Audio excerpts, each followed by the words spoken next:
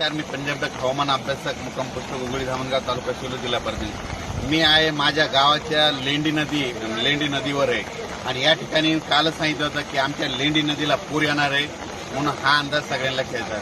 पण राज्यात आज आहे 2 तारीख, तर 2 सप्टेंबरपासून राज्यात आणखी उद्याचे दिवस 3 तारखेपर्यंत राज्यात आणखी असाच पावसाचा जोर राहणार आहे म्हणून हा अंदाज लक्षात घ्या.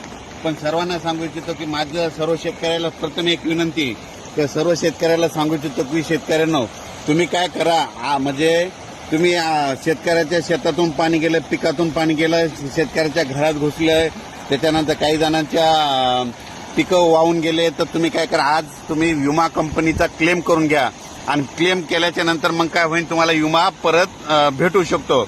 जर क्लेम करायचा असेल तर अतिवृष्टी व्हायला पाहिजे आणि अतिवृष्टीपेक्षा जवळपास एक्सेस पाऊसमध्ये 200 मिलीमीटर पेक्षा जास्त पाऊस पडलेला आहे म्हणून तुमचा विमा पात्र होऊ शकतो.